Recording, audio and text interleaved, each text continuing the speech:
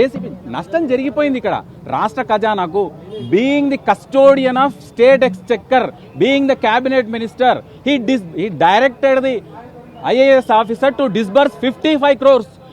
రాష్ట్ర ఖజానా నుంచి 55 కోట్లు చెల్లించమని మౌఖిక ఆదేశాలు జారీ చేయడం, ఆయన ప్రెస్ మీట్లో కూడా చెప్పిన విషయాన్ని కూడా కోర్టులో తీసుకోవడం జరిగింది. ఏసీబీ ముందున్న కేసుల్లో ఎవరు ప్రెస్ మీట్లు నిర్వహించరు, క్రిమినల్ పిటిషన్లు ఫైల్ చేసుకోరు క్వాష్కి, కానీ వారు ఫైల్ చేసి ఆయన లేఖనాలను ఆయనే ఫిలప్ చేసుకోవడం వల్ల ఈ రోజు అది ఆశనిపాతంగా మారింది. ఖచ్చితంగా ట్రైపార్టీయేట్ అగ్రిమెంట్లో government on behalf HMDA there is no clause. నష్టపరిహారం ఇవ్వాల్సిన క్లాజ్ కూడా అందులో లేదు. జనాలకు తెలియాల్సిన విషయం, జర్మనీలో ఏదో జరిగింది, బ్రెజిల్లో ఏదో జరిగింది, ఆయన తప్పుదో పట్టించే ప్రయత్నం చేస్తున్నాడు. ట్రైపార్టీయేట్ అగ్రిమెంట్లో రాష్ట్ర ప్రభుత్వం కానీ ఈ ఎఫ్ఈఓ కానీ డబ్బులు చెల్లించని పక్షంలో నెక్స్ట్ ఇయర్ రేస్కి ఎలాంటి నష్టపరిహారం చెల్లించాలన్న క్లాజే లేదు. క్లాజ్ లేకున్నా కూడా one of the party formula ఈ కార్ ఆపరేషన్ రేసింగ్ వాళ్ళ పాత్ర తొలగిపోయిన తర్వాత, వాళ్ళు 100 కోట్లు నష్టపోయిన తర్వాత కళ్ళు తెరుచుకొని రాష్ట్ర ప్రభుత్వానికి డబ్బులు కాపాడాల్సిన ఒక క్యాబినెట్ మినిస్టర్, ఆయన క్యాబినెట్ మినిస్టర్గా ప్రమాణం చేస్తున్నప్పుడు without fear or favour I'm taking swearing as minister for cabinet of Telangana అని చెప్పి కూడా రాష్ట్ర ఖజానాను కాపాడకుండా నష్టం చేకూర్చినందుకు ఖచ్చితంగా ఆయన శిక్ష అనుభవించాల్సిన పరిస్థితి. డెఫినెట్ గా ఏసీబీ ఈజ్ ఎంటైటిల్డ్. ఏదైతే ప్రొటెక్షన్ ఉందో పోయింది కాబట్టి తక్షణం అరెస్ట్ చేసుకునే అవకాశం అయితే ఉంటుంది. నోటీస్ ఇచ్చిన పరిస్థితులు కూడా మనం చూడాలి. నోటీస్ ఎప్పుడు ఇచ్చిర్రు? నాట్ టు అరెస్ట్ కాబట్టి ఇచ్చిర్రు. ఇప్పుడు నాట్ టు అరెస్ట్ అనే ఇంటరిమ్ ప్రొటెక్షన్ లేదు కాబట్టి entitled, ACB is entitled to take custody of KTR. అవసరం లేదు. అక్యూజ్డ్ పారిపోతుంటే చూస్తారా? అంటే రేపు వచ్చి మళ్ళీ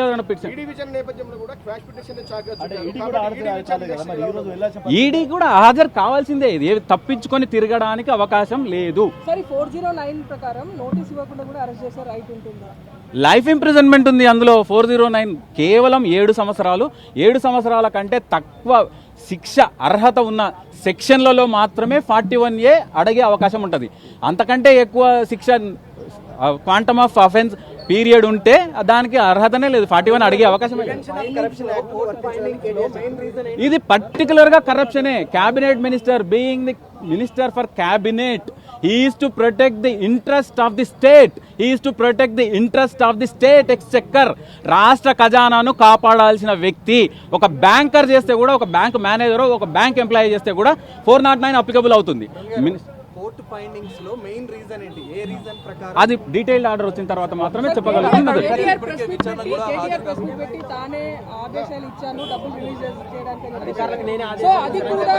అది డెఫినెట్ గా ఆశనిపాతమే. అది చేయకుండా ఉండవలసింది. కేసులు ఎదుర్కొంటున్న వ్యక్తులు ఎవరైనా సరే అక్యూజ్డ్, అనుమానాస్పదంతో ఉన్న వ్యక్తులు మాత్రమే, ఆరోపణలు ఎదుర్కొంటున్న వ్యక్తులు మాత్రమే. అటువంటి వ్యక్తులు లాకునాస్ ఫిలప్ చేసి నేనే చెప్పినా అని చెప్పి పూర్తి స్థాయిలో ఇరుక్కుపోయారు. ఆ ఎలక్ట్రానిక్ రికార్డ్ ఇన్వెస్టిగేషన్ లో భాగంగా దాన్ని సంగ్రహించి ఛార్జ్షీట్ లో ఫైనల్ రిపోర్ట్ లో పొందుపరిచి విచారణ ముందు కోర్టు ముందు దాఖలు చేసే అవకాశాలు స్పష్టంగా ఉన్నాయి. That's must be fatal. ఇప్పుడు క్రిమినల్ పిటిషన్ కి సంబంధించి హైకోర్టు క్రిమినల్ పిటిషన్ ఏసీబీ ఎంత చాకచక్యంగా వ్యవహరిస్తుందో, ఎంత చురుకుగా వ్యవహరిస్తుందో చూడాల్సిందే. ఎప్పుడు తప్పు చేసిన వాళ్ళు ఏ స్థాయిలో ఉన్న వాళ్ళైనా కానీ అరెస్ట్ చేసి డిటైన్ చేయాలని చెప్పి నేనైతే రిక్వెస్ట్ చేస్తున్నాను. ఎందుకంటే భవిష్యత్తులో ఇది వేరే ఎవ్వరు కూడా రాష్ట్ర ఖజానాను ముట్టుకోవాలంటే ఉచ్చబోసుకోవాలా.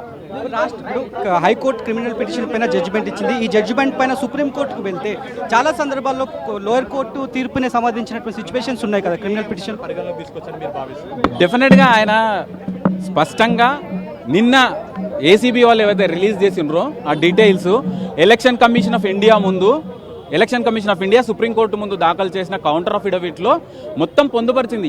ఏ పార్టీకి ఏ కంపెనీ ఈ ఎలక్ట్రల్ బాండ్స్ ఏ విధంగా చెల్లించిండ్రు అని.